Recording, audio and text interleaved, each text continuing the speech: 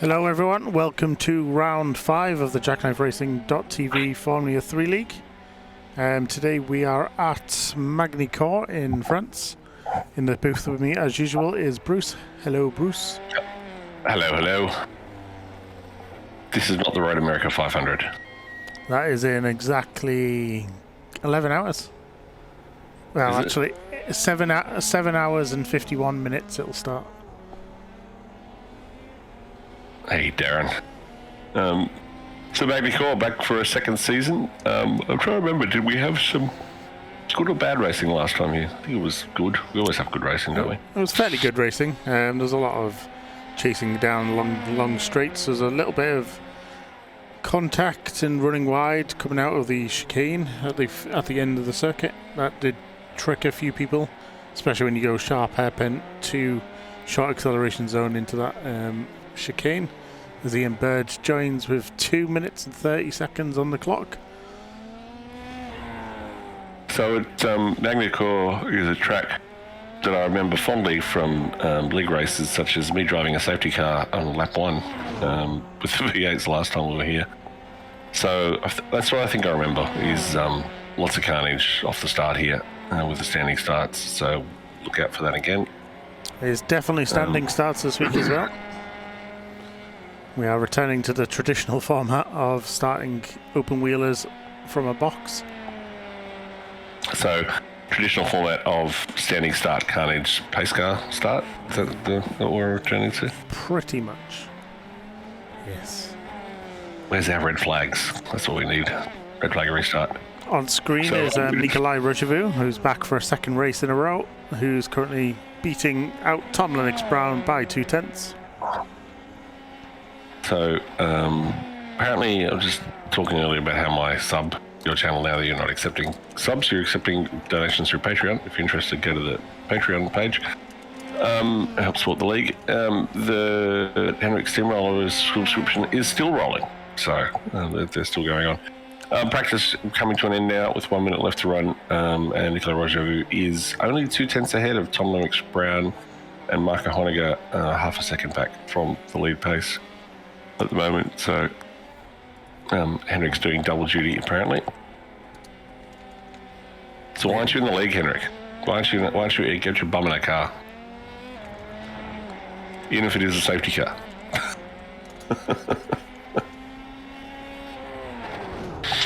You are in the league. How dare you? Yeah, exactly. We haven't gone through the great purge. He says he's checking the league quickly. Are you still there? It's interesting. So the other leagues that are running, they actually have 2 leagues and they alternate each season. So they basically have a house cleaning session every season. I do at the end. Anyone that hasn't taken part, unless they tell me, will automatically be removed. And then a few people with low participation will be asked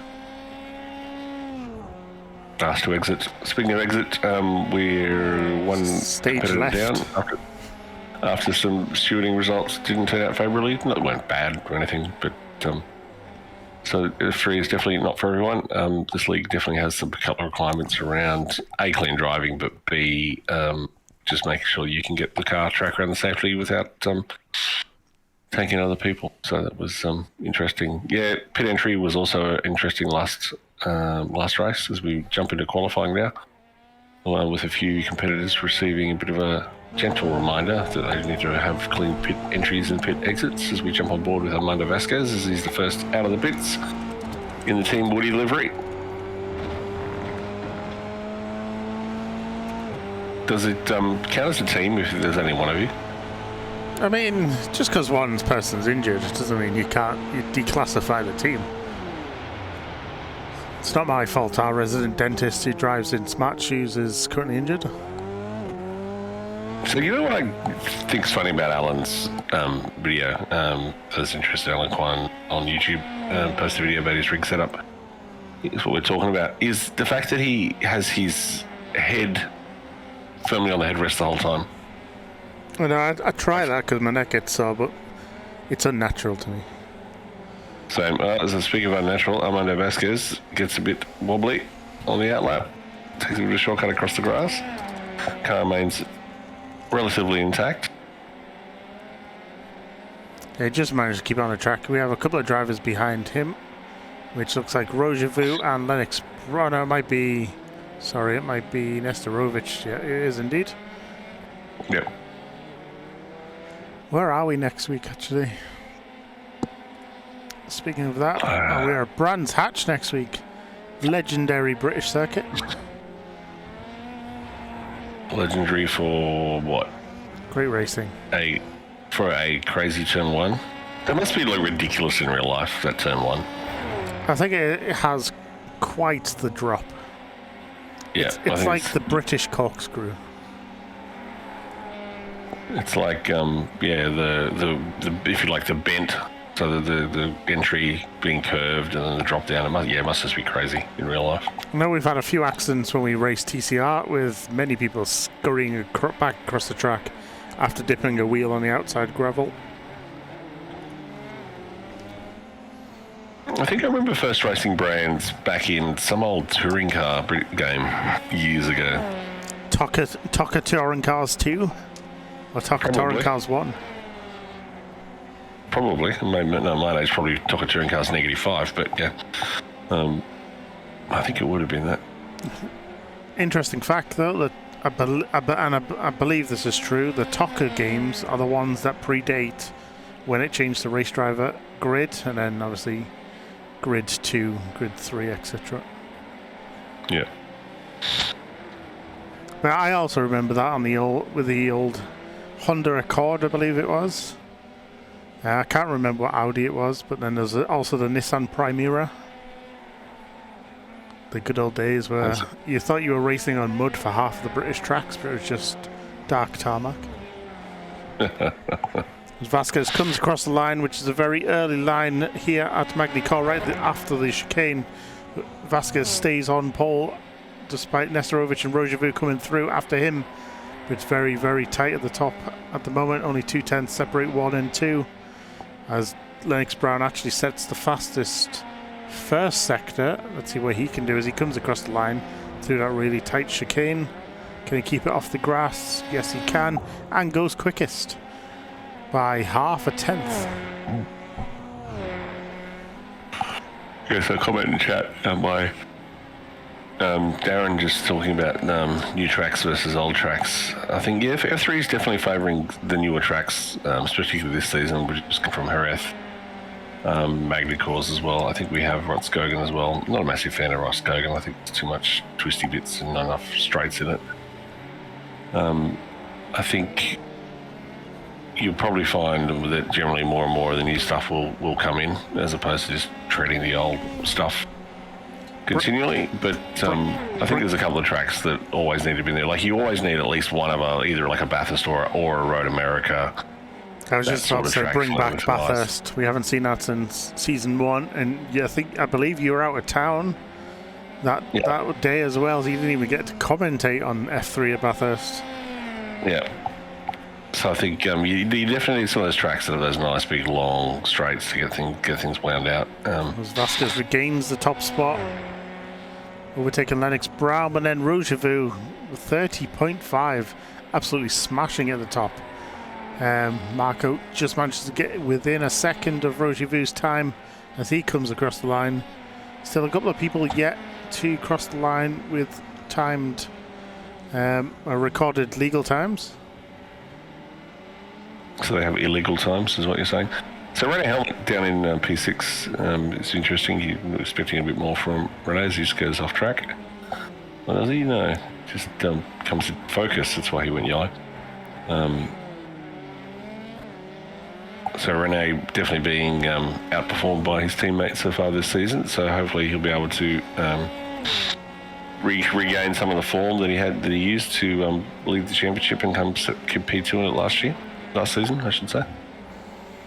Or is he just using like a number 2 number because he's like second best? We did also have a few penalty points handed out at the last race, which Bruce briefly alluded to. Vinicius Scriber got a point from round 4. Actually, it was only him. There was 2 points awarded, but 1 driver left. Trevor Evans cleared his license point last week. And Case Van Leeuwen, who's not here this week, I don't believe. He is halfway to clearing his point. But you must take part in races. You can't just skip 2 weeks and wait for a point to drop off. Yeah, hopefully we'll have a less busy week, this week as we're watching Rene coming backwards down the start-finish straight. Rene upgrading his car there with rear steering as well as front steering. So had a couple of firsts last season in regards to penalty. Gave out the first penalty during qualifying for the crash we saw on broadcast last week, so that happened. Also, some penalties were given out for unsafe pit entries and pit exits. So it turns out a lot of people didn't practice the new pit entry last racetrack, and a lot of off-tracking. When I say off-tracking, I don't mean like a one-wheel off as I went in, because there was definitely that penalised. There was a try to get into the pits, fail, and make a grassland excursion. So that happened for a few of the drivers last week. As what I'll do, I'll jump on board with Ken Russell at the moment. Let's jump on his roll bar. Let's see how short of a distance it is between the chicane and that little, the hairpin and the chicane.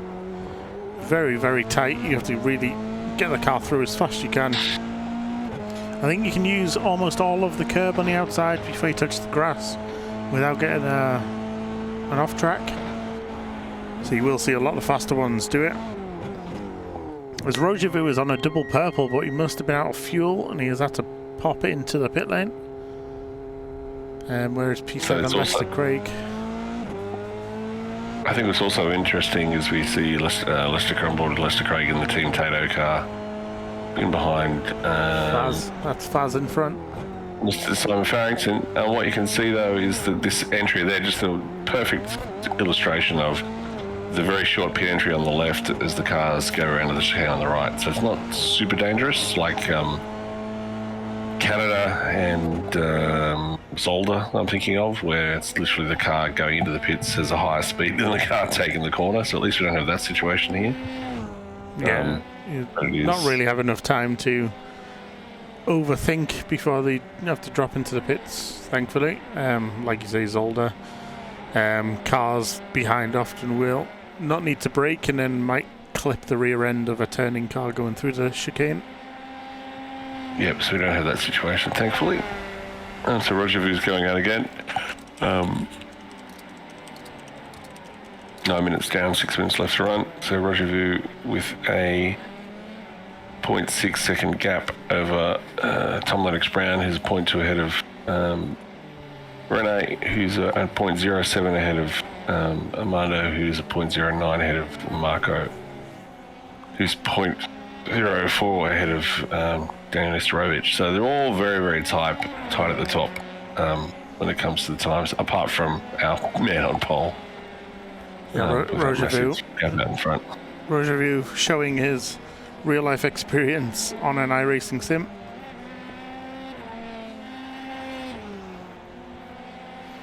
As we see everyone else now, as we hit around the 10-minute mark, we do see people just struggle to make any more pace.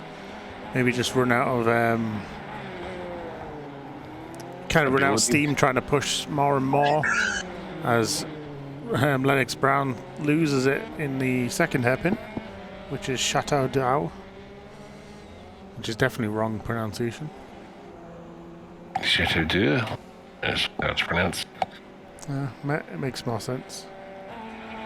So that little sign on the side of the road reminds me that it's time to go through my usual thing about where's my F3 update iRacing? Where's our DRS-enabled Halo wearing F3?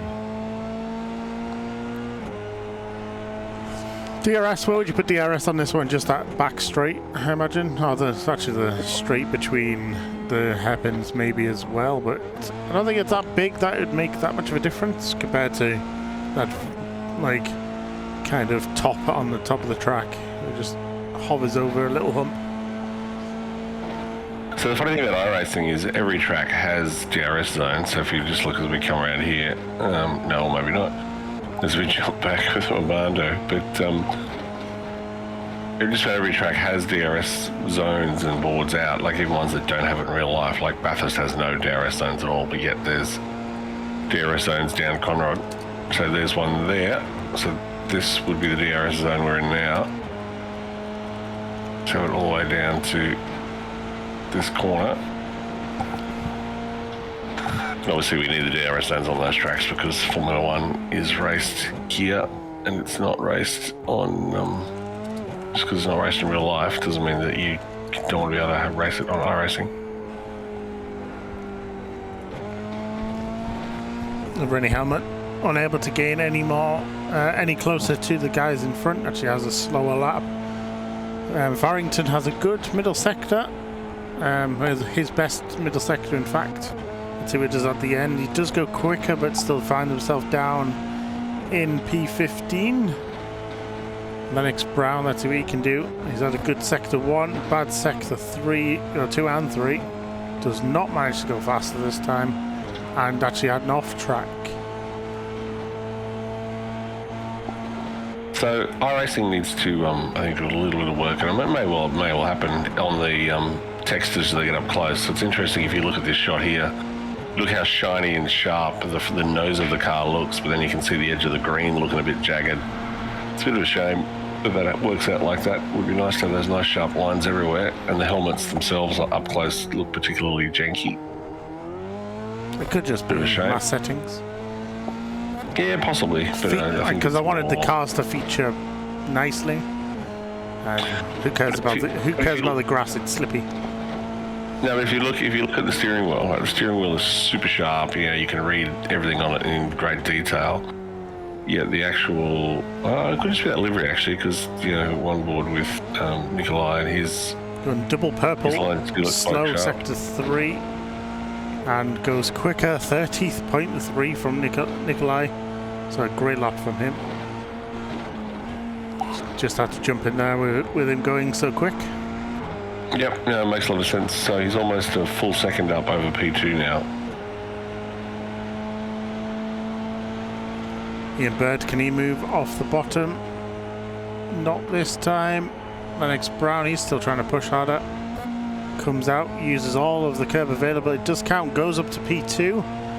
That's a good lap from him, 30.8. So he's the second driver to breach the 31s. So Chad agrees with me, saying the closer you get, the more the textures turn to poo. Now, no one gets to see the textures. Yeah. You can't take it away from me. Right, so as quality runs down. Quality runs down.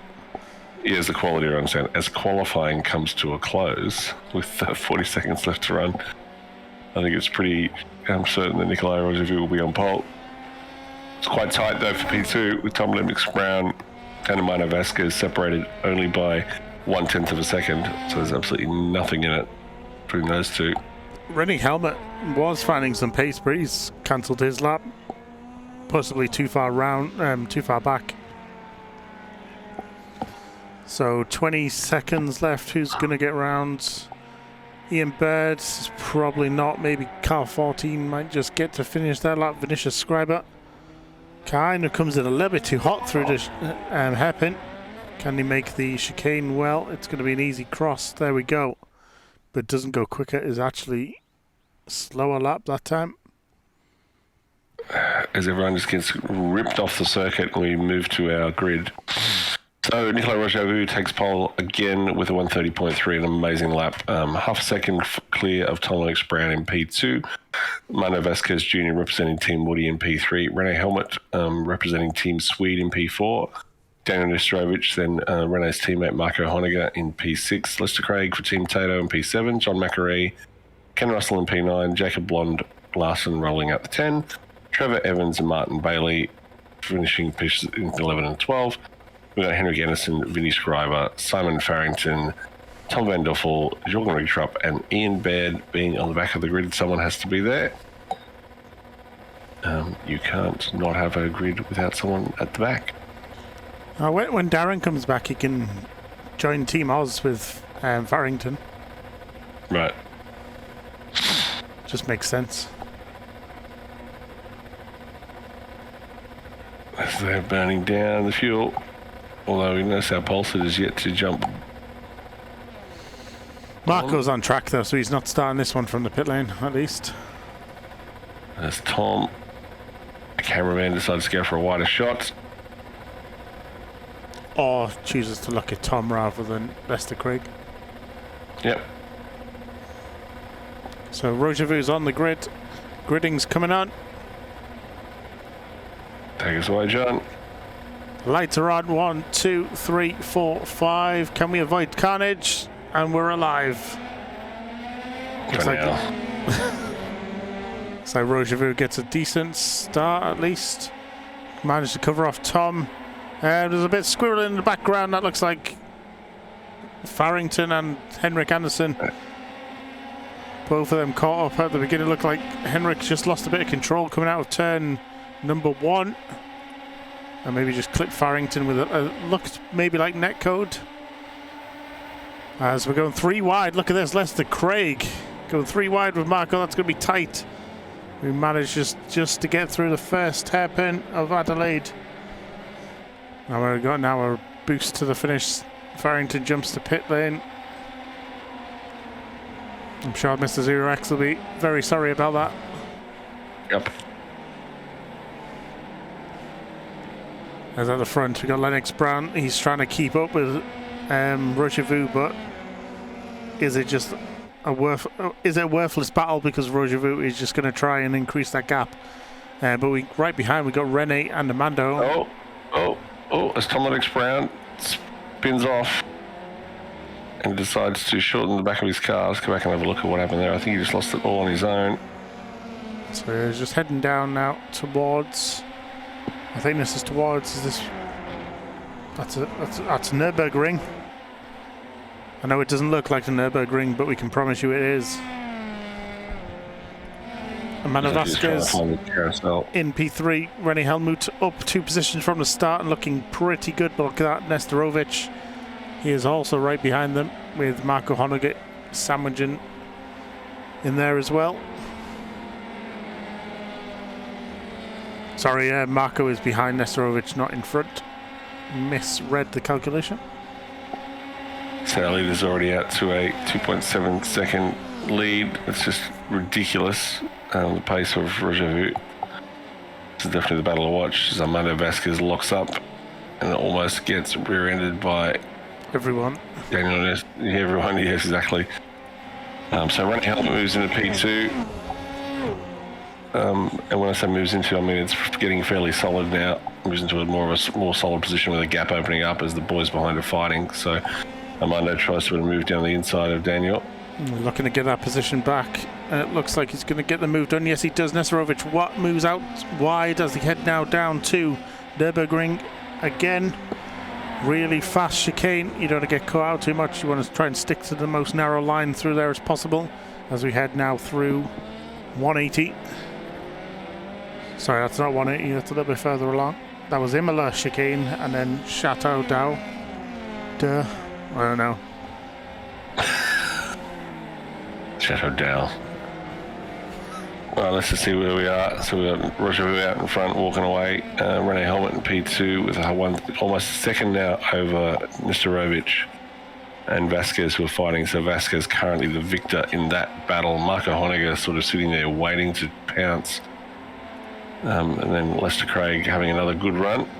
So we can everything's settled down a little bit more. We can have a quick look at what happened between Anderson and Farrington. So Henrik, he just goes a little bit too wide. He just catches the grass.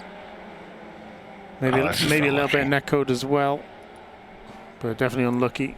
Especially trying to avoid one of the. I think it was Trevor Evans possibly at the just going through the first corner. Lester Craig, he is fighting his way, trying to get closer to Marco. 8 tenths now, but look right behind is John Macquarie back in the car. Let's jump about the roll hoop as we head down now through. This is heading down to Imola. It's got a nice little swish and a flick down towards the Chateau corner. Yeah, the last thing I want is my two teammates from two separate teams coming together. It's the last thing you want to see. You're going to be caught like in a sim racing triangle. Exactly, sim racing love triangle. That's just weird on all levels. What a great livery you've got there on the Team Tato car out in front, man. This is potatoes as far as the eye can see. It's an absolute work of art, that thing. The guy who painted that should be given a medal as we're watching John McAree thinking about going down the inside. Yeah, but can he swing it around as he head onto the straight? It's a great opportunity to get on the throttle early, get that pass done as you head down around the very pretty much pointless turn in the F3 cars with how much downforce they run with. But Leicester does hold the inside, looking to keep the move alive. He's going to brake a bit later, locks up. Can McCree find a way back? He does. He does complete the cutback nicely after Leicester locked up. And now Leicester will have to try and fight that back. Vasquez has not given up yet on René Helmut and that P2 position. And Rochevaux, however, is into the next time zone. So I think the competitors were hoping that Tom Lennox-Brown would take the fight to Rochevaux and somehow take him out, letting the race continue behind. That definitely hasn't happened. It's almost bookending the race at this point. So unfortunately, Tom Van Doffel is out. Did he not join the grid, or did he crash? He went off track twice in a minute. This was the second one that caused his retirement. So he just hit. It kind of looked like he hit an anti-cut, but I didn't see an anti-cut. It was like an invisible anti-cut. Yep. It's really weird, and it does cause him to go off track. I know. Since Daytona, and also since the exploitation of exploits on the special events at both Spa and Daytona, iRacing has been making a few little tweaks to stop people from going places that they shouldn't. So that could be part of it. Or it could just be physics. So Vasquez trying to get closer down the back straight to René, but that half a second gap is maintained for René at the moment as we head down to Nürburgring. Also fast right-left. Vinicius Scribus had an incident. Don't know what happened to him. Maybe just locked up a little bit. Nothing too much came up. Was a quick off track. Jacob Larson getting chased down by Vinicius Scriber though, and also Evans right behind him. So people still pushing in that mid-pack, trying to get into or closer to the points, which is P8. Henrik Andersen's had another nightmare. He's coming up to the back. I'm not sure who that is, but he just overcommits through that corner, loses the rear end, just find himself spinning out. Henrik can have all the nightmares he wants as long as he gets them out of his system this morning, and not tonight. In case you're wondering, Henrik and I are teaming up before the Red America 500. But to me, it's tonight. For him, it's tomorrow. Vasquez just going a bit too wide. He's going to lose a lot of time to René there. Yes, he does. And now, because of how the gearing works, you will top out if you're in the draft just before the end, as the car behind them just pops out. It has a look, but is not doing anything right now. I think that might actually be Farrington. He might have been on a blue flag. Jacob Larson, though, still trying to keep Vinicius Scriber behind as they head down now to Adelaide. Vinicius has a little peek, sticks the nose out, trying to make Jacob think or overthink, but doesn't quite work out this time. But that battle for P2 on the podium is still going as we talk, and now it's going to go down through the fast Imola, down to the Chateau. And now I'm stuck saying Chateau like Gatto. Shadow. How was he going to make it? Shadow. The surprise for me at the moment is Marco Honegger. So he's not that he's in P5, you know, that is where he is, but I would have thought he'd be closing that gap. So Marco's been, you know, one of the definitely been has lifted his level this season, and I'm surprised he's not closing that gap down. Oh, McCree! Just losing it coming out of the chicane. That's an absolute nightmare there from McCree. He was looking really close, getting closer to Marco Honegger in front, but does he just take too much inside? No, he doesn't. He just unbalances on the second apex. And unfortunately, spins it around, takes out his front wing. Because as we know, these are made of cardboard these days.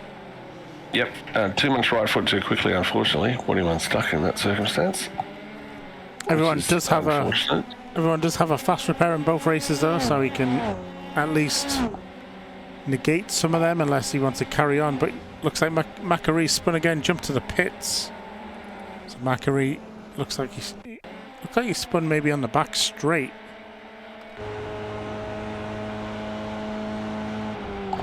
Or did he just pull up? He just pulled up.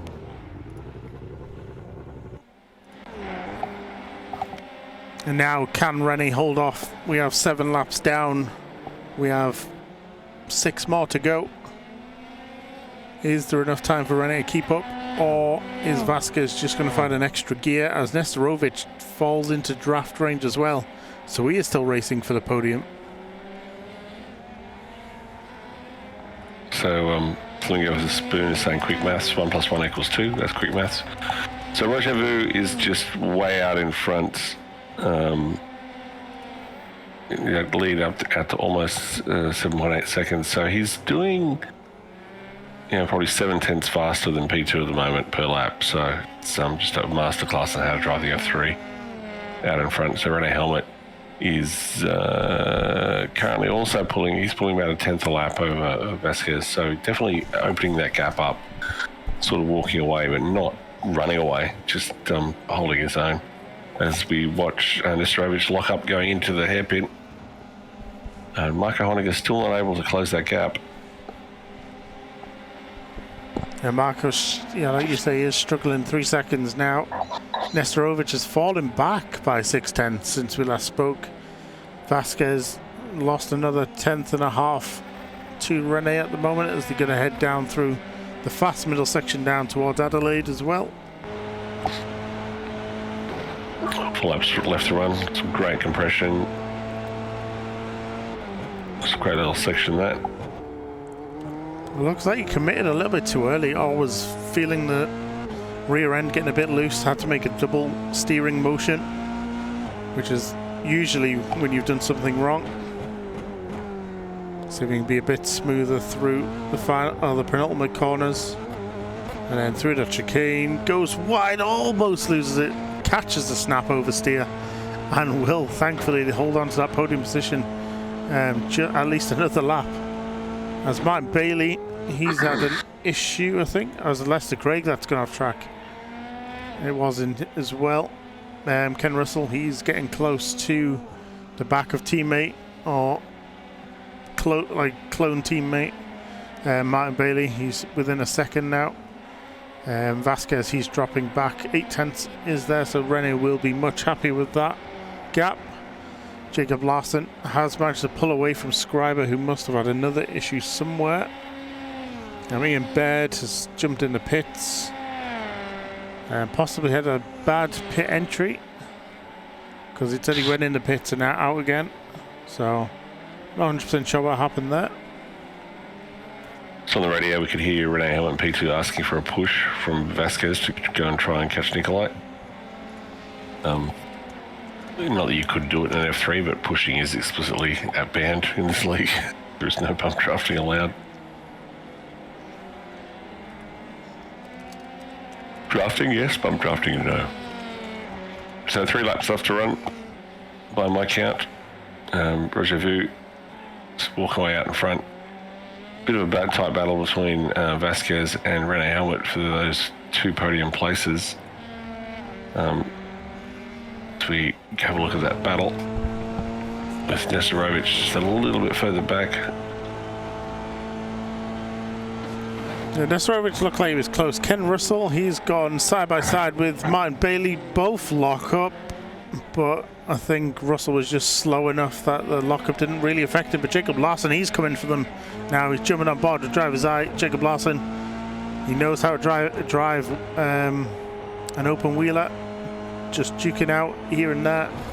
He is the car that's at the back of the pack, so he's not really confined to the same rules of one movement. So he is not going to be he's just trying to put the cars off in front as he's in the draft coming down 3/10. But because of the draft, he does hit the limiter right before the end of the straight, which does cut out the advantage. Vasquez has that gap now down to half a second. What happened to René Helmut? We don't have much longer left. He doesn't want to be making too many mistakes. So when you're hitting the, sorry, I was going to say when you're hitting that rev limiter flat out at in top gear, there is no more. Car cannot go any faster. No, iRacing made a mistake with the fixed setup. I think they thought they fixed it, but they forgot to change it or update it in the fixed race itself. Yep. As René has pulled out a huge gap now, up to a second. Tom Evans, what's happened to... Sorry, Trevor Evans. I should assume they're all Toms these days. Martin Bailey's also crashed. So I don't know if they're related or... Martin and Jacob crashed. So we're heading down, possibly to the final corner. Jacob Larson. Oh. Just goes in a little bit too hot. Takes off the side pod. I haven't seen that before. Takes off a whole side pod. Haven't seen that one before. That's a new one. And he does give the position back. I think that car will be aerodynamically troubled though, especially with everything going on. Roger, he's coming down the last straight for in the penultimate time. Jacob Larson, he's had there's plenty of issues going on ahead of him. Cars spinning out left, right, and centre. Looks like Martin Bailey's actually ahead of Trevor Evans somehow, who's pushing Jacob to the outside of the track, just giving him enough racing room. Jacob goes on the grass, and that was never going to end well. Can he stop it? That's some good driving by Jacob just to avoid the wall. This is not rallycross though. He's right in the path of Farrington. Farrington just has to deploy some avoidance, and Jacob lets him past. Now we are on the white flag lap now. Looks like René Helmut is going to do enough to keep Vasquez behind. That gap is 1.1 seconds, and this is where you need it to be very, very close. I was going to say Farrington a lap down, of course, after that incident on lap 1. Since we come across the line for the final time, it's all about Nikolai Rogevu out in front, almost 10 seconds over the field. So yet another masterclass on how to race this F3. René Helmut in P2 and Mano Vasquez in P3, who we're currently on board with. Daniel Nestrovich just behind. It's almost like Rogevu has raced F3 in real life. Almost. I see Rogevu now coming down towards Complex Delaishi for the final time in race 1. He will be starting in P8 in race 2, but also before that he will be getting into the green room. A fantastic result there for him. René Helmut, he manages to just keep Vasquez behind. Well controlled race there from René, and it was a good race overall for Armando, but just didn't do enough this time around. And then we have Nestorovic, Honegger, and then Lester Craig will be coming soon. As we wait for our drivers to come to the green room and finish going across the line.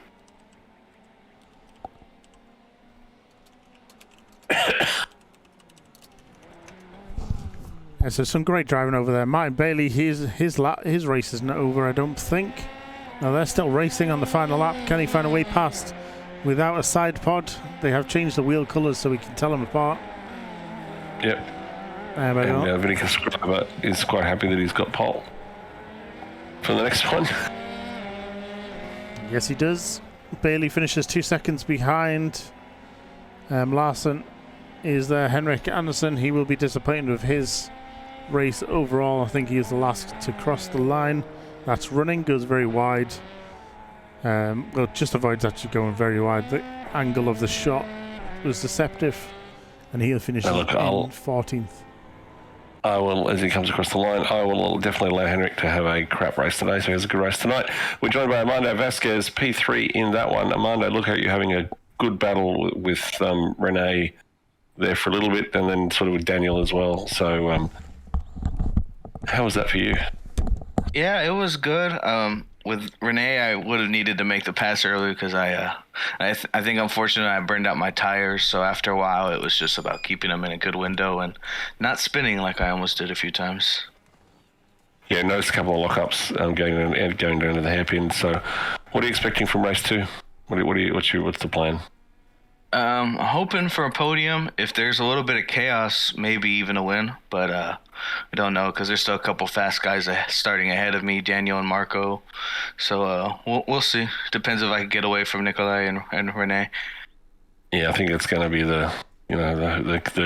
how good is the defense to keep Nikolai behind? Exactly. Off ahead. All right, Amanda, good luck for the next one, and thanks for joining us. Yep, thank you. No problem, and I'll just move you back.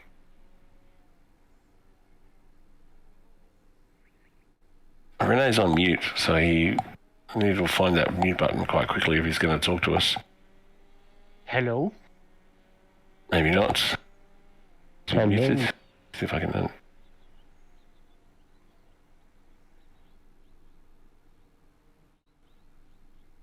Bruce? No, I've got you muted for some reason, Renee, which is a bit weird. So I can hear you now, Renee. Okay. Don't know why you're muted, anyway. P2, so Nikolai just walked away, but it looks like you managed to get a little gap over the battle behind you. Yeah, we were together in Discord and I just said the one who fucks up less will get P2, and that's how it went, actually. It was terrible to drive. So much inconsistency for all of us. So you you're definitely the lead driver this week from Team Swedes. Marco looks like a little bit down on pace compared to how he's been in previous races. Is that because you're practicing more, he's practicing less, or just circumstances? I didn't practice anything, but he practiced less, I think, this week. He's a typical driver who needs like 20 hours a week to get fast. I know what you mean there, yeah. No, it's just a track he doesn't like so much, I think. I don't know. But it's not, like, it's 1/10 maybe, so... No, exactly. It's interesting how a little bit of time and a bit of luck just sort of can drastically change your race result. Looks like your luck may have turned, so hopefully that'll continue for the rest of the season. And we'll see you battling for not P1 if Nikolai hangs around. For P2, yay. All right, thanks for joining us. We'll see you in a minute. See ya. Oh, crap. Wrong channel. That's not the commentary booth. Hey, Nikolai. Moved me to the wrong one. Just moved to a random channel around the place. So was that lonely out in front? A bit. Yeah, Lennox, he pushed a bit. Tom pushed a little bit too hard, I think, in the beginning. And after that I had a good gap. Yeah, he did. So where do you think that you're making up the time? Is it just a little bit everywhere? Is it just, you think there's one area where you're particularly stronger than everyone else? I think or is it they just need to go back to school? I think it's the last sector that I take the most time. The rest is, maybe just a little bit.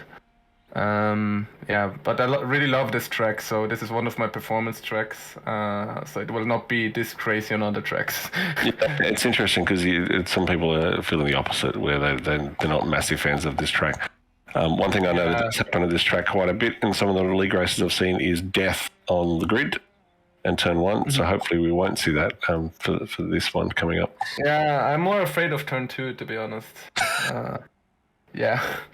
That's the corner I got taken out in officials as well. For people braking too late. Let's just try and get through this cleanly and make sure that we don't see death. Reverse grid is always going to be fun. Any particular approach that you're thinking coming into it, or just see what happens? Yeah. Thank you.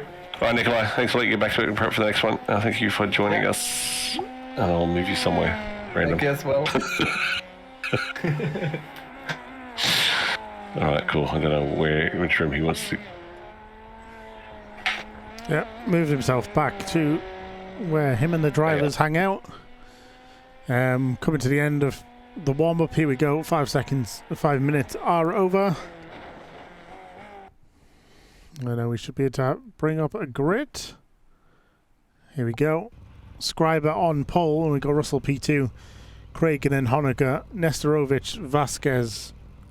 And then we have Helmut, Rogevu, Rigtrup, Evans, Bailey, Larson, Anderson, Brown, Farrington, Baird, Macquarie, and Vanderful if he's still here. I suppose that goes for Ian Baird as well.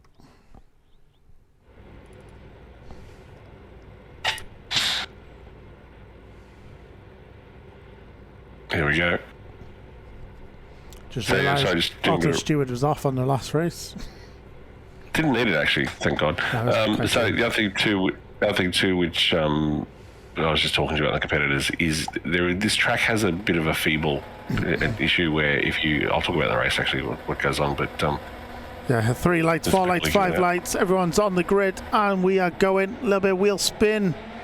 Looks like everyone else gets away cleanly for now as they head down to turn 1. Let's hope everyone can stay clean. There is a blinker in the mid pack. That's not good. There has been one of them. Safety car has been deployed. As there is a few cars that are damaged. Hopefully they'll drive around, get their fast repairs nice and early. Bailey jumped to the pits, but that was a chaotic start. We didn't even make it to turn 2. Never mind what Rogevu was worried about. I did predict it. That was chaos on an apocalyptic scale.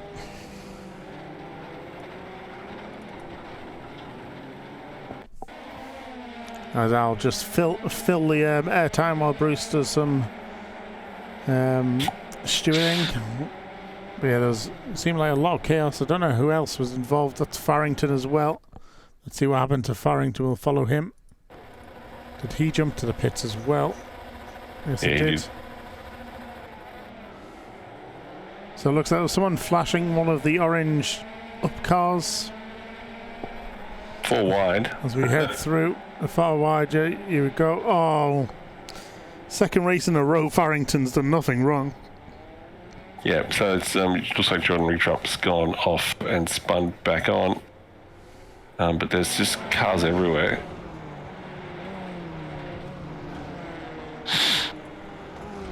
So let's just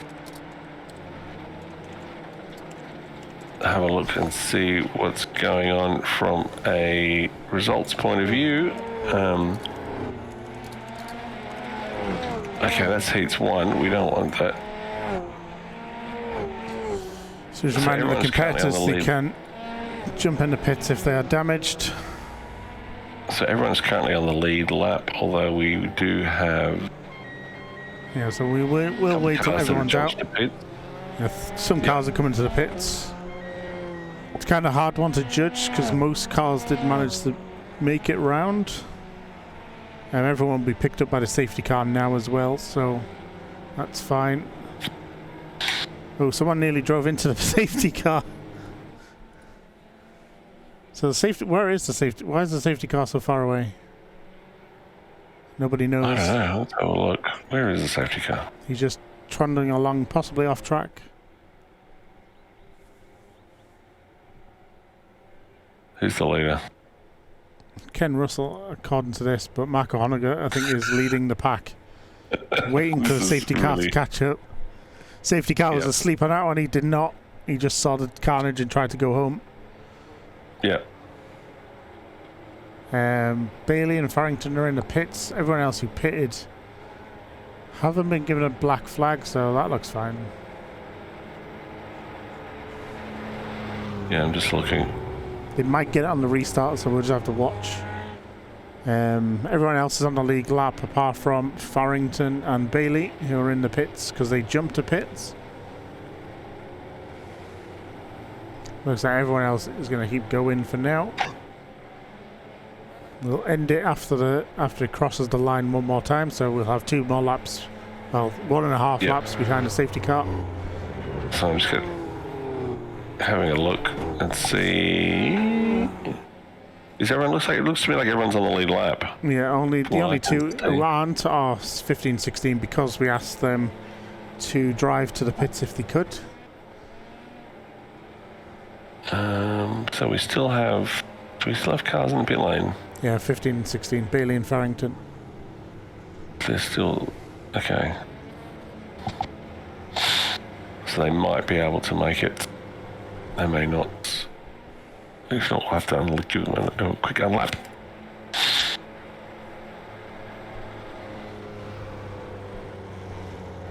Let's quickly wait and have a look and see. I think the tow's going to be so big because it was after the pits, and iRacing does it confusingly. Yep.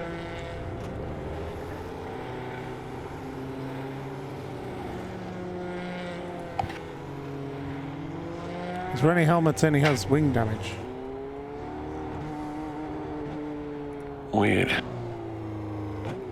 He does have wing damage. That definitely looks like wing. Is that wing damage? No, Renee's looks fine. You can always. Oh no, he doesn't. It's bent on one side. You can always jump in the pits. Renee will clear your flag. There'll be one more round. Just waiting to see where these guys are coming out. See if I can take control of myself, which I can. No, I can't. So Ken Russell is officially at the front. I think, is that Rennie jumping in? Yeah, he will get his flag cleared. Safety car is ending this lap. As the lights are now off. I know Rennie's going to drop down a little bit, but it's better than nothing. Better than carrying that. Farrington's meatball is cleared, but that does not mean the optionals are cleared. That just means required are cleared. Yep. It's coming back out, so they're going to be. We're not going to unlap, I assume, because they're coming out now. I mean, you can try and pass them, but he's not going to be done lap completely. Who's coming out? Let me quickly close SDK. Farrington.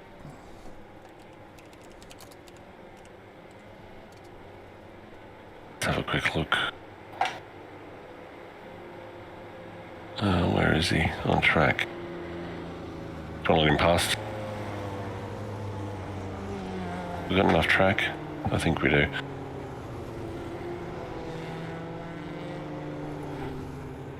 I don't know if iRacing's going to give him the wave around.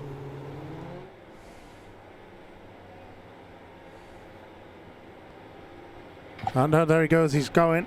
Farrington has been given the wave around, so he'll be able to pass them and at least be out of their way. But it won't be a full catch up, I don't think. I think that's right, isn't it?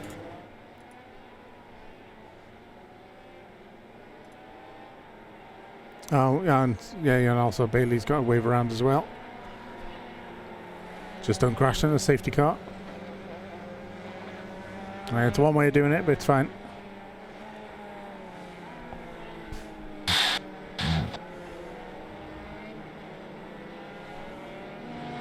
But they will be able to move at racing pace at least, so he might get a good way round before that safety car makes it, to be fair. They might still actually be one lap down anyway. Did you wave around Martin Bailey as well? He's gone. He's behind Farrington on track, so I assume so. Yeah, I just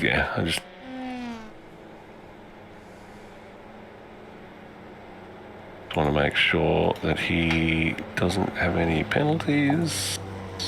Cool, he does not. And Mr. Farrington doesn't either. So I think we're all good, ready to restart. We might need to clear the flag. Flags may pop up once it goes green lap racing again. We'll Yeah, have to exactly. keep an eye out for that. I've been mashing the button, so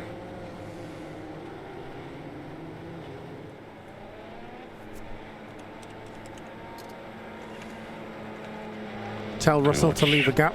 Tell Russell to leave a gap. to where? To the safety car. No, I'm not. Are we not doing that anymore? I'm not doing any more. They So safety car is in. Ken Russell's will restart the lap. Here we go. He's going to get grey exit from turn 1, and here we go, racing again. And don't worry, we'll clear all flags. And here we go, racing once more. Let's see what Marco can do. Lester Craig and Rogevu all going through side by side. And Marco Honegger's going for the early pass, and so is Rogevu past Lester Craig as they head down that back straight for again. P14 has spun. Trevor Evans has had an issue. Martin Bailey disconnected. Did something happen to him? I don't think so. I'm going to bring SDK back up because I'm currently not connected to you. Just let me. I'm just going to bring up the replay. What happened to Martin? He's going through. And it looks like the chicane kind of just snaps on him and he blows his car up into the wall. Ken Russell holding P2 at the moment as we still appear to be on replay for some reason. There we go. Nestorovic, Rogevu next to pass Ken Russell. No, sorry. Looking at Nestorovic. Nestorovic fighting hard as Tom Lennox Brown sends it down the inside of the Chateau. And Rogevu, he's all over the back now of Nestorovic as they head down. Marco Honegger's trying to build a gap to Rogevu behind. Look at this great move by Macari, sending it down the inside. Well, that was a great move there from Macari to pass Ken Russell. Let's go back and see that again. He was going through complex. Just doing a nice send. He's already alongside. Goes send, gives him all the space. Lester Craig locks up. That's a great move there by Macari. Yeah, it's a textbook pass there. Getting alongside early, letting them know the move happens. Speaking of textbook passes, we're watching. Nestorovic is not giving it up. But he's going to cut back like a pro. Hook, line, and sinker there into the chicane, into the hairpin. You can always say he sold him a dummy. And now look at this. Tom Lennox Brown looking to recoup some of his losses. He is going after Nestorovic next. So one thing we've sort of all that action going on, or something you just sort of come up for air and just noticed that our current championship leader Marco Honegger is doing the right job this time out in front. We're currently 1.4 seconds ahead of Rogevu. The question is, how much is he going to fight? Lester Craig got really close to the back of Lennox Brown there through Chateau. It looks good. Rogevu does have a second and a half to make up. Marco won't make it easy to pass. It is going to be some quality sweet on sweet action.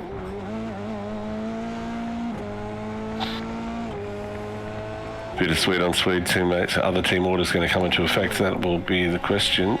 Rennie Hammer looking at a move to Vinicius Scriber going into turn 1.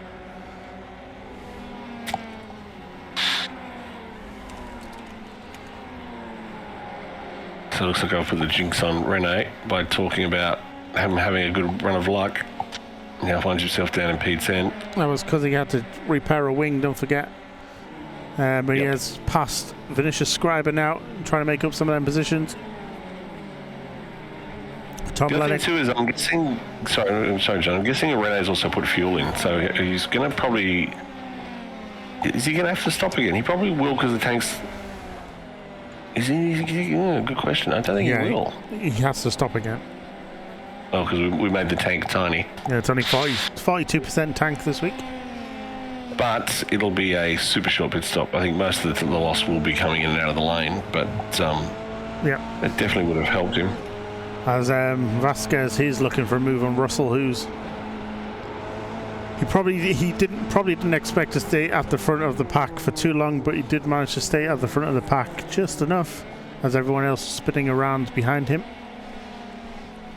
With Vasquez now coming down to the hairpin, is he going to poke a nose out, or is Russell just going to hold him off? Right now, Vasquez, he says it's too early to make any stupid passes, but look at this, Rogevu, almost 1.4 seconds made up already, and we jump to the driver's eye.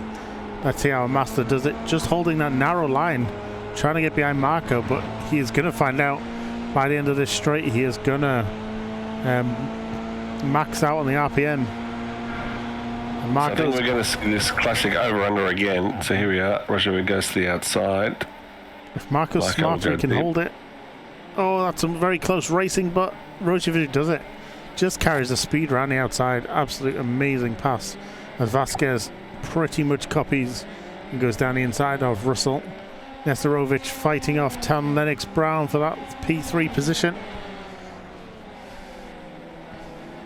Yes, that was a masterclass on how to use your extra grip and ability to do a full pass around the outside. Under normal circumstances, you would think there was no way that move would happen, but Roger got it done. We're watching this battle with Helmet and Russell down the back. It now gets past just before they go through Imola down to Chateau. Nesterovic still under a lot of stress there from Tom Lennox-Brown. Lennox-Brown just holding it in that very Italian looking F3 livery behind. Yeah, it is. It's not quite Ferrari, but too much white, but definitely going for that ilk of livery. As he's all over the back of Nesterovic. Oops, and there goes the screen down under the floor into pieces while we're talking. So Boxroom thinks that Lester's photo wins the broadcast. Yeah, because it's that. Not sure about that. As Lester sees us battle in front, Tom Lennox-Brown look like he's just losing the rear end a little bit, but manages to rescue it, and is still behind Nesterovic. But this is helping Lester get. Well, he actually dropped back a little bit there, but it was getting closer for a while as they go through Nürburgring very, very fast through 180. Just because it's steamroller merch. I mean, he's got the Happy Days pose as well. Yeah, it's true. Tom Lennox-Brown can't find a way past Nesterovic. Nesterovic making that car twice as wide as it actually is as he heads through now through Chateau. And now we're going to head down back towards Complex Delici with just enough of a gap. Lester Craig caught a little bit up there, but it's looking good so far for Nesterovic in the number 4 car. So I think the big question on my mind is where is Madison when you need him? Well, we do need him back if Rogevu is going to stay in the league. Yep, we need Mattis back, the winner of our first round of our first season. Put on a masterclass. He's someone who's at the very top of the F3 game on iRacing. Regularly makes the top 10 charts. We watch Tom Lennox-Brown literally all over the back of Nesterovic as they head down towards the hairpin, going side by side. Nesterovic on the inside. Is Tom Lennox-Brown going to be able to take a lesson out of Roger? And apparently he is, and goes around the outside. Rogevu inspiring a little bit of deja vu there. So we're definitely seeing cleaner, for the most part, cleaner overtakes than at Jerez last week, whereas there was a tendency, I think, with the high-speed, long turn-ins for people to put the car into the vortex of danger. We're seeing a lot less of that here. And Nesterovic will be trying to get that position back, but is dropping down half a second now. Does have a little bit of a wider entry through Chateau.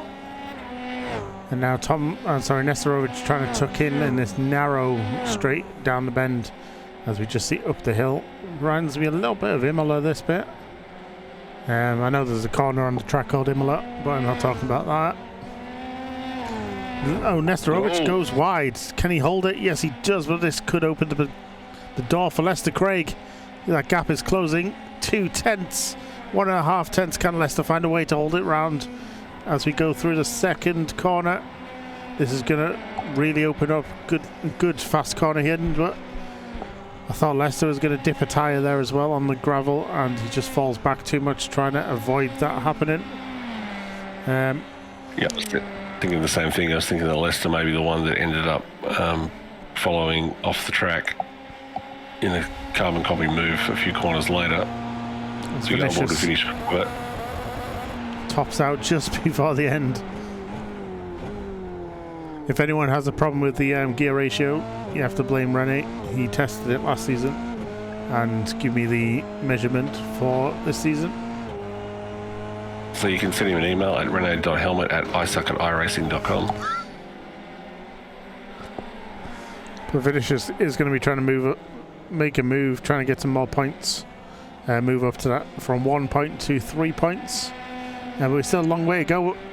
Actually, we're at 10 laps into the race. What happened to P11? Jacob Larson. Oh, he's turtled.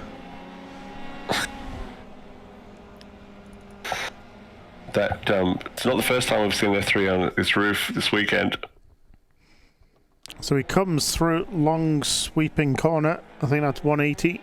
As it dips back, he's going to put all the throttle in as we head. He just misjudges the corner and ends up on his roof like a turtle.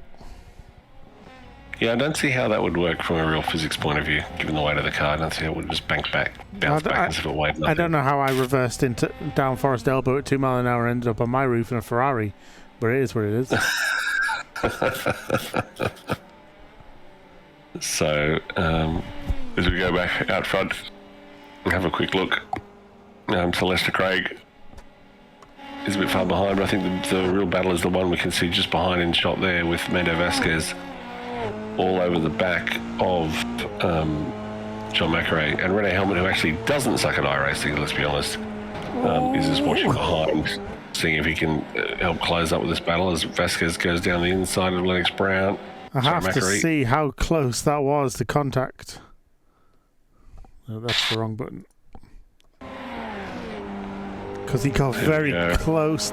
Oh, so close. Good driving by Vasquez to keep it out of the gearbox of McRae, though. Lester Craig, he's had a mare, and he's off at Chateau. So Lester Craig not having a good moment there, and he's going to get passed by the man who taunts him relentlessly, Mr. Rene Helmut. Team owner, nonetheless, Rene Helmet behind. The spiky German taking on the soft and gentle potato. Toran currently on board in the driver's eye with Rene Helmet all over as you see him all over the back of the Team Potato car driven by Lester Craig. Lester's had a last couple of laps with the old off-track here or there. But now look at this, Lennox Brown, he's caught right up to the back of Marco Honegger, so he's going to try and pose a challenge. Rochevu only has 3.5 seconds at the moment ahead of Honegger, so Tom Lennox Brown, if he can find enough pace, what were the laps around last time? He was a little bit slower actually than Rochevu, 2/10 slower. But you never know if if Tom can get past Marco. Tom could try the push, especially with pit stops. People might be a little bit more careful this week as well, because there's a lot of issues. So the smarter game, and I'm not saying he should jump out of the way at all, but the smarter game for Marco may be to let Tom through here and get dragged up the front. So the pit window is lap 11 to lap 14, so roughly, so they should be coming in, well, I reckon it's probably 10 to 15, maybe even 16 with the right fuel saving, the way it's rounded up for the setup. So we are in the middle of the pit window regardless, as P10 has had an issue. Vinicius Scriber, he finds himself on the grass through Chateau. A nice rejoin, quick flick spin of the rear end on the inside of the corner. Does the job nicely. As Lester Craig wants that position back. but Macquarie is not going to give it up easy. Rennie Helmut jumps in the pits early, so that's his second pit. So it's interesting. So Rene's going for the undercut. So Rene, in particular, having pitted early with that damage, will have taken on fuel, so he's out already. So it'll be a very quick stop for Rene Helmut. So we should definitely see him jump these two cars on track, just purely based on pit stop time, assuming his entry and exit is good. But I was wondering if he was going to go early and try and undercut, or go long and go late with a lighter fuel. He decided to go early and was the first to blink. Interesting to see now if other people are going to follow, if they're aware. So Lester Craig through the fast left-right sections of the track, now heading down to Imola. Can he find a way to get right on the back of John Macquarie? Carries a beautiful line through there, Lester. And now he tries to put Macquarie off, who went a little bit wide through the outside of Imola, but manages not to keep Lester behind just for now. No one else jumping in the pits just yet.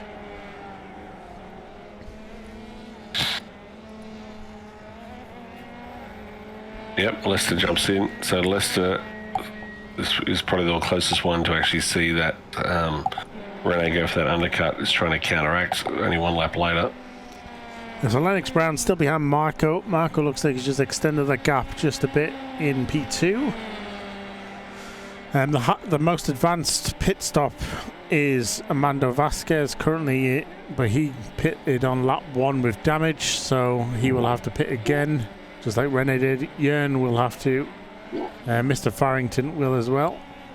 Hopefully Farrington finds a little bit more pace in the F3s and starts moving up the field. Yeah, he's just having bad luck again, Baz. Once again the victim of someone else's accident in both these races. So he's just trundling along down the back, having a very lonely race, doing laps by himself, but he's managed to work his way up to P14. It's at least some good car control practice, just being able to be out on track. Marco, massive slide through Chateau, manages to keep it going though. And Lennox Brown dropping back to a second now as Roger Vu. Is he going to come into the pits? No, he's definitely going through the chicane again. Almost goes too wide out the chicane. Almost spins it around. Marco Honegger in the distance coming through as well, with Tom Lennox Brown still close in tow. And we have Lester Craig still getting followed by Rene Helmut. But Rene, has he pitted again? Yes, he did, sorry. So this is for position. Henrik Anderson yet to pit. Didn't work. It didn't work, no. So I would have thought with Rene, we must have had a slow out lap. I would have thought that Rene with that lighter fuel definitely would have got past Lester. I don't think he refueled when he popped in. As Henrik Anderson's in the pits now as well. Can Rennie Helmut find a way past? He needs to keep it nice and tight through turn 2. Give them the most power on the exit. But Lester Craig with a beautiful counter line through there as well. Just keeps enough speed through. He is definitely going to be caught because of the toe. But is Rene going to run out of revs before he gets to the corner? Yes, he does. So Lester played a blinder with a counter line through turn 2. What if it'd be faster to clutch it? No, I wouldn't, because that's not a thing anymore. We'll be watching Tom Lennox Brown in P3 all over the back of Marco Honegger. So he's been unable to close that gap and get past. Roger Vu now out to a 5-second lead. So he's only pulling out. We're now on lap 16, so he's only pulling out, a third of a second every lap. He's definitely not walking away with it as quickly as he did in the first one. Lennox Brown, can he try and counter Marco? As Jörn Richtrup has crashed as well. That's a shame for him. Macquarie is in for his pit stop. Is Lennox Brown going to be close enough to Marco to do the pass? All of the cars know the revs are going to run out, so they want to stay in the inside. But here we go to the apex of Adelaide. And it's going to be tight, but Marco just holds on that. Great move there by Tom Lennox Brown. Sorry, Marco Honegger keeping it. Lennox Brown at bay. Rig Trupp going through one of the fast-flowing chicanes. Does he enter a little bit early and locks? Yeah, he felt the rear go and he just locked up as he tried to stop it. Rennie Helmet still trying to get past Lester Craig, and Macquarie is also joining the fight. So Jordan's the Rig Trupp's car looking very uncomfortable in this race. There's kind of a few incidents. Some drivers just done some gels with some tracks, unfortunately, as we're watching Rennie Helmet all over the back of Lester Craig. Macquarie's playing as well. Yeah, but is Lester overcommitted going through? Was there a bump? Was there a contact? There was a bump. It was side by side. Yeah, both received 4Xs there, so there's definitely side by side bumping action.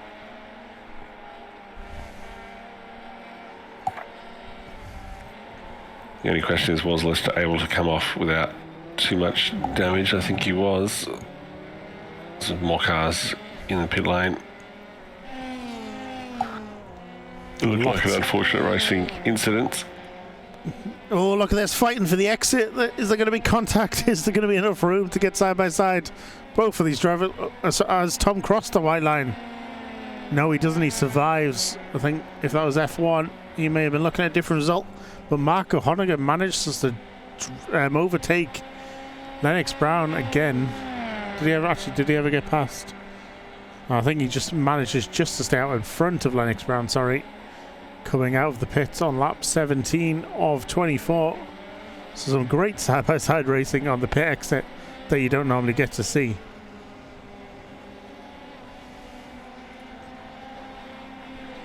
Nesterovic, he is pitted, and Vasquez has managed to... I think Vasquez has jumped him in the pit stops, actually. Both came in lap 16, but... yeah. So Tom Express has got a black flag for that pit exit. Oh, that's a shame. What type of penalty is it? It's a pit lane exit. We could always clear it. I mean, he cheated, so...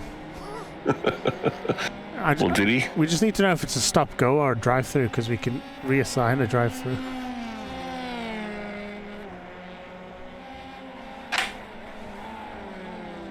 I'm just going to have a quick look at that penalty, and he's asking for it to be cleared. I'm just going to quickly close live racing and go and have a quick look at what happened. Let's see if he was forced.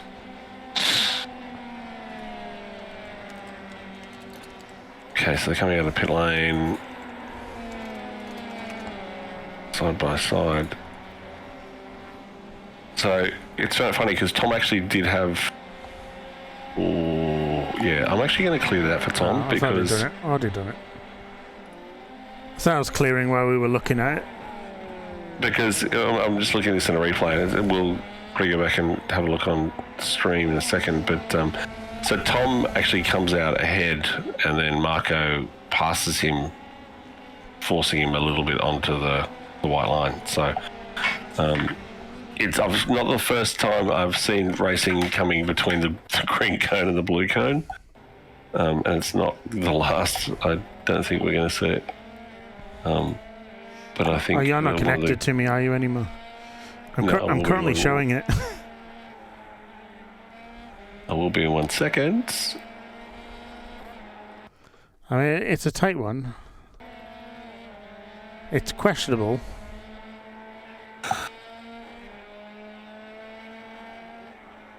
What's Renee?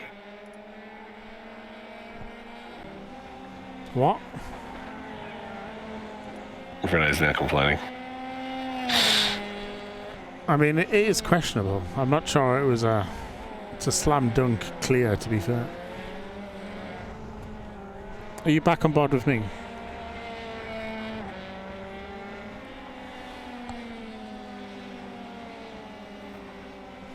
Hello?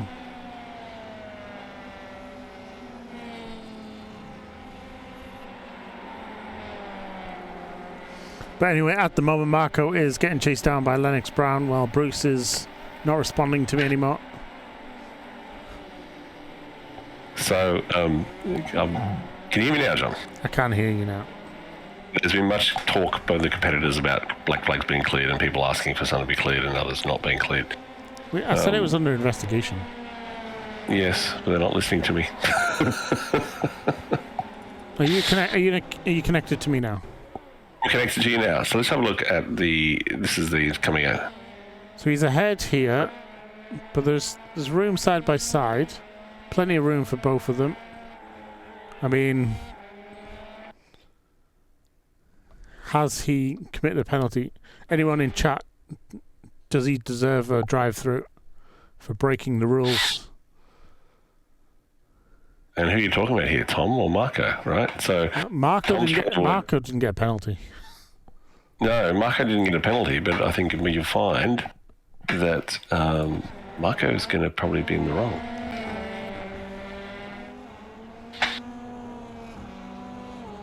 Which is why it's going to go to the steward's room. Because I wrote a rule specifically for this situation after seeing it in another league happen. Roger, the leader, is because he's bored. He is playing steward as well. Marco Honegger and Lennox Brown still finding out. Can he go down the outside? No, he can't. Marco's defending well.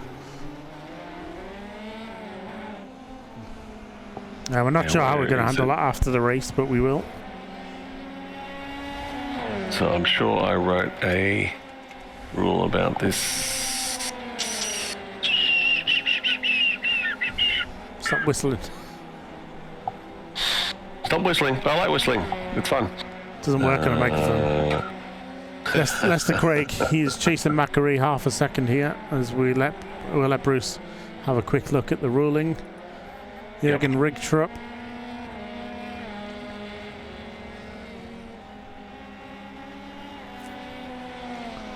Jürgen Rigtrup, he's chasing down Trevor Evans. He's half a second behind him. Lester Craig, though, he's really close to Macquarie. Jump on board the driver's eye. Lester Craig just avoids tipping the back of Macquarie as them tyres start to go. So I think it's something I talked about in Discord and said if this happens, this is what we'll do, as opposed to putting it in the rules. So I'll have to go back and review that after post-race. But there's plenty of action on track at the moment. As we're following Marco Honegger right now and battling with Tom Lennox Brown. Yeah, so Marco's going to stay out ahead for now. Half a second, 4 laps to go. Lester Craig, he is still getting close to Macquarie, but not close enough just yet. I know why Rene's complaining. Vasquez would have the most to gain with Nestorovic.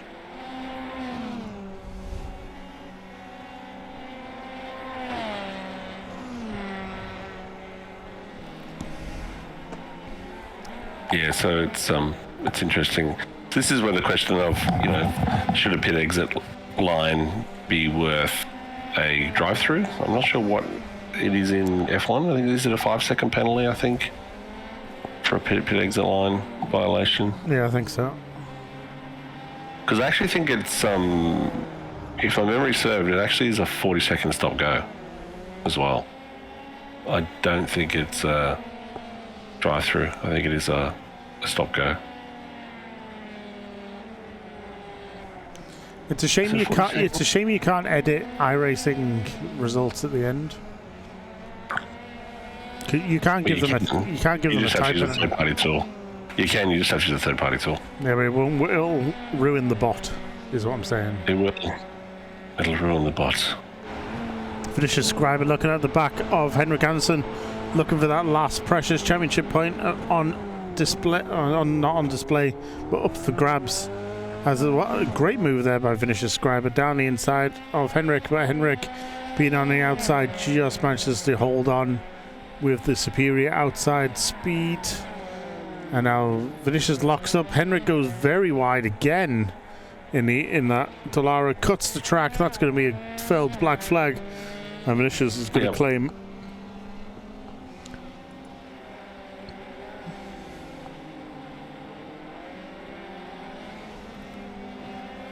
Yeah, it's definitely one of those things. Let me have a look and see what's going on. Why did I put that there?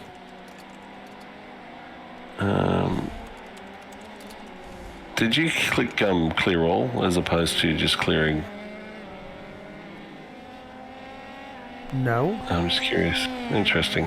Why? No, I'm just looking at the messages from our friendly iRacing.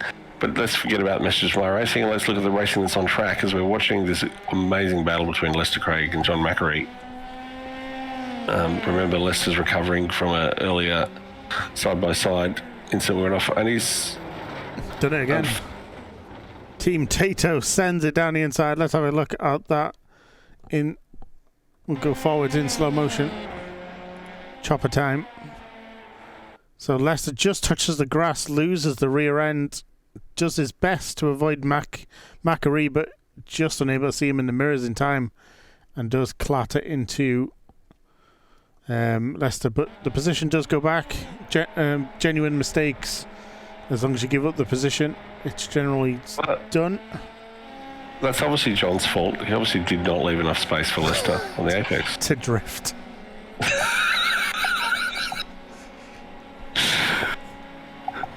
So they're sort of lucky. So did both those cars magically pop back together again? They did. There was no serious damage done for both of them cars. Right. Okay. Let's just move on with life, shall we? iRacing, your damage model needs refinement. That's all I'm going to say. Oh no, actually, is a side pod missing from McAree? Yes, it is. He lost a whole side pod. But still, it's looking a little less bloated on the McAree car. I would say don't disconnect rear wings if you can just magically pop them off, pop them back on again. Which suspension is this? There we go. It doesn't appear on that. I know it does appear. It looks much smoother that way. He's got a radiator on display. Yep. Does that stop the race? White flag is on out, the white flag. Rogeroux going through Adelaide for the final time. He'll be in the box again. But I think the battle for the final step of the podium is definitely on, with Honegger and Lennox Brown going at it.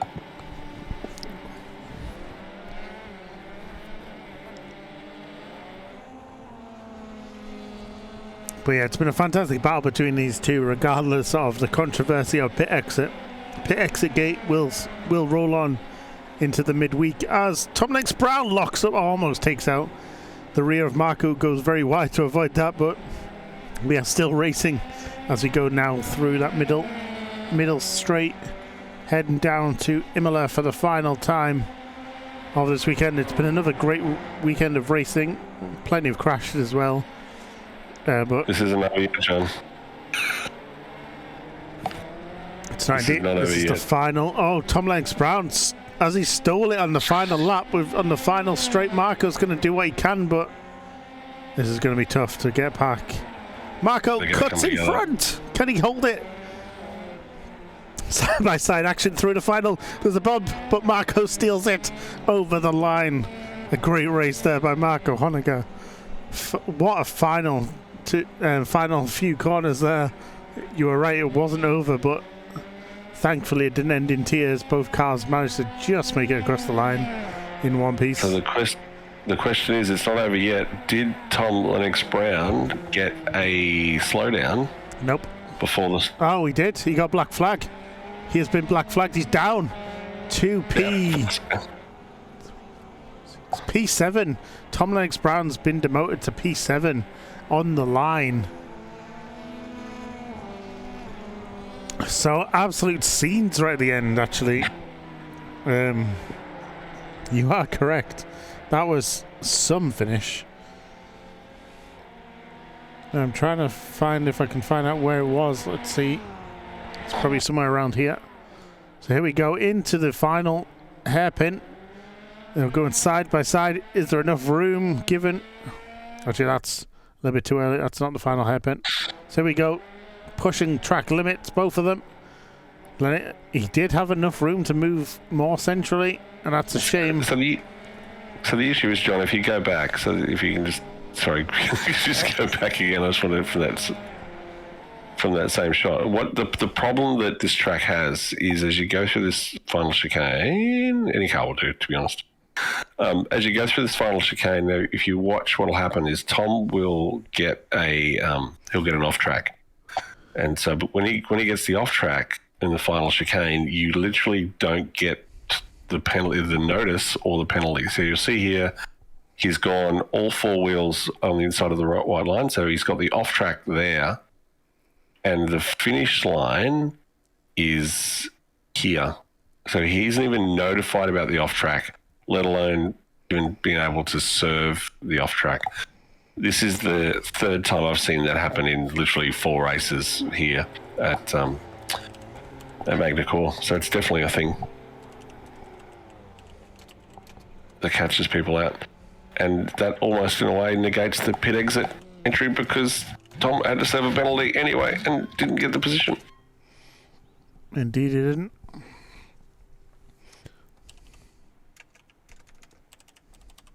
So Honegger's currently waiting. He can Nikolai's in the box as well.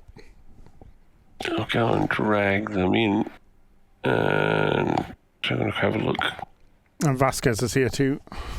He is. I'll grab him in first. So Armando, I bet you didn't expect to be here right now. No, I don't know what's going on. What happened with Tom? So I'd say exactly what happened. So there's a little feature of Magny Cours where if you get a slowdown penalty fighting someone on the last corner of the last lap, you actually don't get even notified, let alone have time to serve the slowdown penalty going across the start-finish line, which means he got black flagged, which means he got a 10-second penalty, which means he finished in P9. He took too much curb? Yep, took too much curb. So, yeah, that is what happened with that one. We advise you to go watch that final corners from both of them when you're done with the interview. Yeah, I'm looking at it right now. Yeah, he took too much apex curb. So how was that race for you? Was it, looked like the elbows were out and you were definitely having battles?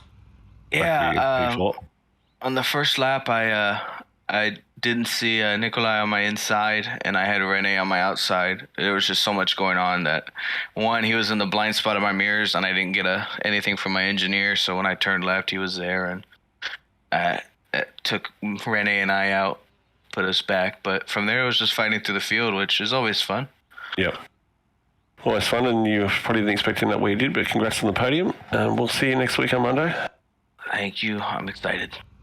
See you. Good. See ya. So we'll drag him out P2 and cut him off at the end. I'm not going to get into insurance voice. Marco,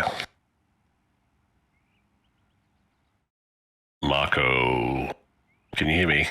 Good morning, wherever you are. Exactly, it's morning for me at the moment. You had a bit of fun on the last lap there, did we? Oh my god, the race was so much fun. It was so much fun. But we still have to look what's happened in the pit exit. So we were literally out side by side. Not sure, I think I didn't leave enough space, but we have to look at the replay. Cool that he cleared the black flag, and it was so. We went side by side through the chicane twice, so I don't know. It was such an adrenaline. So good, so much fun.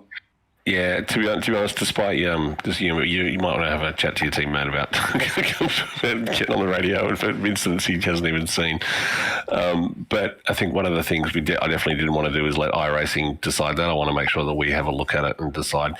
I think I already posted I saw this similar thing in another league happened already, and I think I posted something about it in the chat about how we might interpret that. But I'm almost thinking we might open that up to the court of public opinion of the other drivers to work out how they want that to go down, and then we'll go from there, because you want the hard, fast racing, but then should you go single file out pit lane? Don't know. I think it's not really up for me to decide. I think it's more for the drivers to work out how they want the league to go down and go from there. So I think I'd say probably we might open up the drivers and let yourself and Tom stay out of the conversation and let everyone else decide on how we should interpret the one. But regardless, congrats on P2. Yeah, thanks very much. Let's see. There's still a steward decision to be made, maybe. And then luckily you didn't get affected by the slowdown start-finish line issue that affected Tom, that unfortunately put him back in P9. Yeah, but don't you remember it happened to me last season? Yep. So I've learned. Yeah, exactly. Unfortunately, I have to look at it. If I left space and everything, so I we really need to look at the replay now. So no, I don't look. One of those things. It's always, and this is Canada. It happens in Canada as well, right? There's always going to be a fight into the last corner, and the last thing we want to do as stewards is get involved in that side-by-side action in the last corner for a race win. So we'll try and stay out of that as much as we can. But iRacing has other ideas. If you take your wheels to the right side of the little white line, it goes, thank you very much, but no. Thanks, Marco. Appreciate it. Look forward to seeing you next week. Much. See you next week. All right, see you. I'm going to be off next week. See you. Bye. See you. Bye. Thank you. Bye.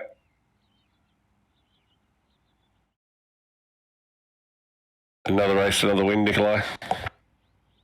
Hello. You missed out on the fun that was going on behind you. What? Excuse me? You missed out on some of the fun that was going on behind you on the battle for the final step of the podium between Tom and Marco. I actually looked at it. It was cool to look, and it was pretty fair, I would say. Just that Tom took a bit too much curb in the last on the right-handed there. I think that's the slowdown, right? Yep, that was the slowdown and not being able to serve it across the finish line. I think every league race I've been here, someone has been caught by that. Yeah, I've been caught on that in official races as well. So especially in GT cars, because you have to take the curve to be quick. Yeah. The Formula cars, you can't take them as hard as in the GT cars, so it's less of a risk. But yeah. So Nikolai, another race for you. So what's next? Is it? We're gonna hopefully see you next week, or Promise. You're gonna be back to doing officials, or is real life getting in the way? I don't know. Maybe real life will be in the way, because it can be that I have a event on my work that I work later till then 12 p.m. here, and then I can't join the race. But if it's possible to join the race again, I will try to do it. Fun racing here. A lot of fairness, I must say, between the drivers. Yeah, we've sort of beaten them into submission over a few seasons. But I think that's one of the big goals. That is one of the big goals of this league, right? It's what we don't want is the random act of crashness that you get out on leagues. But contact still happens, but we want the contact when it happens to be fair and or completely accidental, not malicious at all. I think the stuff I saw in this race was more like mistakes than unfairness. By touching the grass, for example, and yeah, that happens, you know. Otherwise, between the drivers seems to be kind of fair, so it's a lot of fun to race with. Yeah, everyone seems like mindset. As a commentator, I will say I agree with you. As a steward, I will reserve my judgment. Review everything. Yeah, understandable. All right, Nikolai, thanks again for joining us on a Friday evening for you, and we'll send you on your merry way. And John, you can take us home. Thank you, Bruce. Next week we are at Brands Hatch, so it's going to be a lot of fun. It's going to be a lot of fun for us midweek, trying to sort out the few mistakes and incidents that happened that we can try and fix. But everything else, there's a lot less dives, which was nice to see this week after we give them a warning on diving too much. Yep. It's tricky, because I was thinking about that. Like, do you open it up and just say, go for it, dive central? Or do you close it down and say, what I mean by that is, I don't mean dive central. What I mean is, if someone has a sniff, any overlap at all, you have to open the door to let them in, or do you basically make it so that no one sends it ever? So it's tricky to try and find that balance. We don't just want cars leaping out of the way to let cars through, but you also don't want them no passing ever to occur. So it's just tricky to find the balance, but we'll get there. Yeah, but we are looking forward to next week. Bruce and Henrik will be doing Road America 500 tomorrow. So that's going to be a lot of fun. Going to have to have a nana nap between now and then. But we're going to sign off for tonight. Thank you everyone who watched along and chatted along with us. And we'll see you next week. Hopefully you enjoyed it as much as we did.